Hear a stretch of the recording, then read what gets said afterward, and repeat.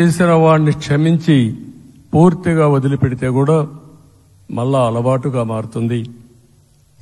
తప్పు చేసిన వాళ్లకు శిక్ష పడవలసిన అవసరం ఉంది, చట్టపరంగా శిక్షించాల్సిన అవసరం ఉంది.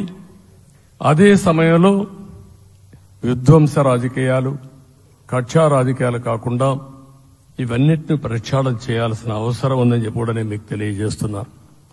ఇంకొక పక్క 5 ఏళ్లలో ఎన్నో సంవత్సరాలు చూశాను కానీ కార్యకర్తలపైన దాడులు, హింసా రాజకీయాలు, అక్రమ కేసులు, వేధింపులు, కడాన సోషల్ యాక్టివిస్టులు కూడా ఇష్టానుసారంగా కేసులు పెట్టి హెరాస్ చేస్తే నిద్రపోకుండా వాళ్ళు కాపాడుకున్నాం. ఇంకొక పక్కన అన్ని పార్టీలకు 3 పార్టీలకు అనుభవం ఉంది. ఈరోజు మీరు చూస్తే ప్రాణాలు తీస్తూ అరాచకంగా ప్రవర్తిస్తూ తెలుగుదేశం పార్టీలో ఒక ఉదాహరణ చూసినప్పుడు అన్ని పార్టీలకు వర్తిస్తుంది. ఏదైతే మన పార్టీకి వ్యతిరేకంగా నేను ఆ పేర్లు చెప్పకూడదు కాబట్టి చెప్పలేదు కానీ స్లోగన్ ఏమంటే కడాన మెడ మీద కత్తున్న జై తెలుగుదేశం అంటూ ప్రాణాలు వదిలిపెట్టే పరిస్థితికి వచ్చారు.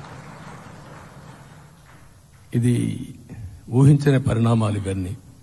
ఇప్పుడు కూడా కళ్ల ముందర తిరిగే పరిస్థితి వస్తుంది. అందుకే ఈరోజు మనందరం కూడా ఇవన్నీ గుర్తుపెట్టుకుని, నాకు జరిగిన అవమానాలు చూశారు. నేను అందుకే మా కుటుంబానికి జరిగిన అవమానంతో నేను కూడా భరించలేక బయట వచ్చినప్పుడు ఒకటే శపథం చేసి వచ్చాను. ఆ శపథం ఇది గౌరవ సభ కాదు, ఇది కౌరవ సభ. ప్రజాక్షేత్రంలో గెలిచి మళ్లీ ఈ సభను గౌరవ సభగా చేసి అడుగు పెడతానని చెప్పి శపథం చేసి బయట వచ్చాను. ఓసారి ఇవన్నీ చరిత్ర. ఆ శపథాన్ని ప్రజలు గౌరవించారు. గౌరవించిన ప్రజల్ని నిలబెట్టే బాధ్యత మనందరిపైన ఉంది. సభను కూడా ఎన్నోసార్లు పవన్ కళ్యాణ్ గారు చెప్పారు, భవిష్యత్తులో ఆంధ్రప్రదేశ్ శాసనసభని ఒక గౌరవ సభగా చేసి ప్రజా సమస్యల్ని చర్చిస్తామని చాలా స్పష్టంగా చెప్పారు. అలాంటి బ్రహ్మాండమైన వాతావరణం క్రియేట్ అవుతుంది. దానికి ఒక శాసనసభాపక్ష నాయకుడిగా నేను హామీ ఇస్తున్నా. మళ్లీ ఈ సభను గౌరవ సభగా, ఈరోజు మన పరిపాలన ప్రజా పరిపాలన, ప్రజా ప్రభుత్వంగా మనం ముందుకు పోవాల్సిన అవసరం ఉంది. ముందుకు పోతామని చెప్పి కూడా నేను మీకు తెలియజేస్తున్నా. ఇంకా కిందికి డెప్త్కి వెళ్తే గవర్నమెంట్లో ఏముందో ఇప్పటికి తెలియదు, ఎంత అప్పు ఉందో తెలియదు, ఎక్కడెక్కడ తెచ్చారో తెలియదు.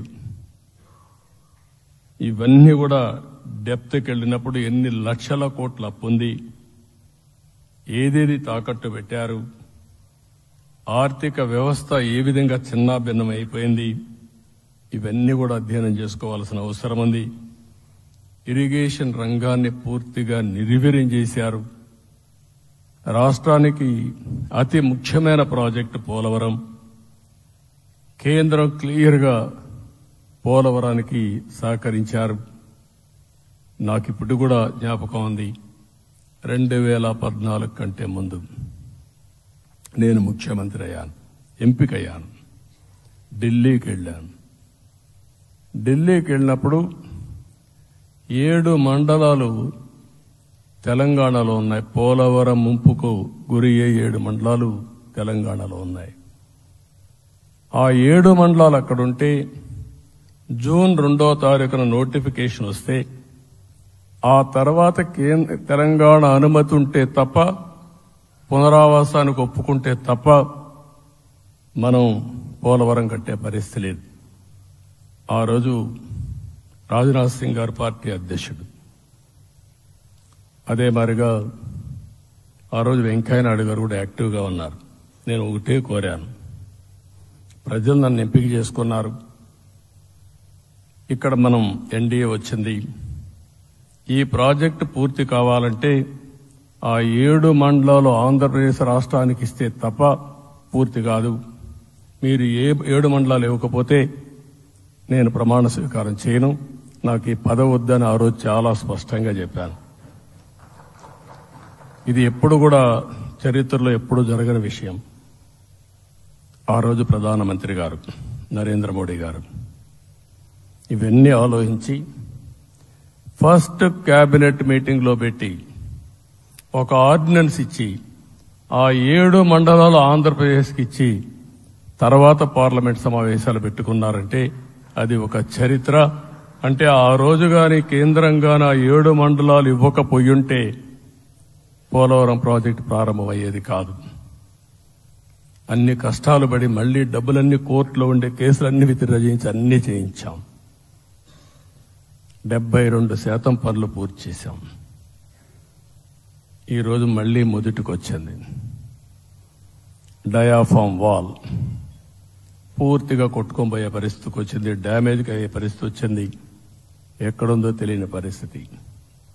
మళ్లీ కేంద్ర సహకారంతో రాష్ట్రానికి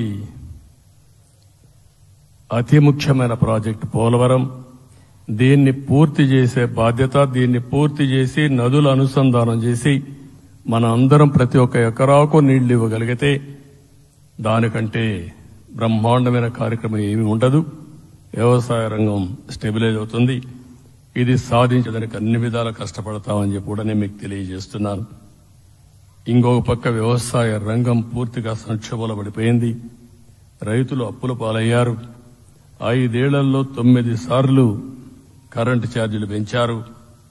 ఈ విధంగా ఇవన్నీ కూడా ఇంకొక పక్క మీరు చూస్తే అమరావతి 10 సంవత్సరాల తర్వాత మన రాజధాని ఏదంటే చెప్పుకోలేని పరిస్థితి. ఇప్పటికి కూడా మనకు గుర్తొచ్చేది ప్రజావేదిక విధ్వంసం. అలాంటి దుర్మార్గమైన కార్యక్రమాలు జరిగాయి. ఇవన్నీ కూడా గుర్తు చేసుకుంటూనే కక్షపూరిత రాజకీయాలు కాకుండా కన్స్ట్రక్టివ్ పాలిటిక్స్ కి మనం ముందుకు పోవాల్సిన అవసరం ఉంది. అందుకే ఈరోజు నేను ఒకటే మీ అందరికీ హామీ ఇస్తున్న, మీ ద్వారా ప్రజలందరికీ, మనది ప్రజాప్రభుత్వం. ఇకపైన మన ప్రభుత్వంలో ప్రజావేదికల కూల్చివేతలుండవు. 3 రాజధానులంటూ రాష్ట్ర భవిష్యత్తుతో ఆటలాడే పరిస్థితి ఉండదు. మన రాజధాని అమరావతి, అమరావతి రాజధాని. విశాఖపట్నం ఆర్థిక రాజధానిగా, ఒక ప్రత్యేకమైన సిటీగా, ఆధునికమైన నగరంగా తయారు చేసుకుందాం. దాన్ని ఎప్పుడు కూడా నేను కంబైన్డ్ ఆంధ్రప్రదేశ్ కూడా గుర్తుపెట్టుకున్నాను. విశాఖపట్నం అటు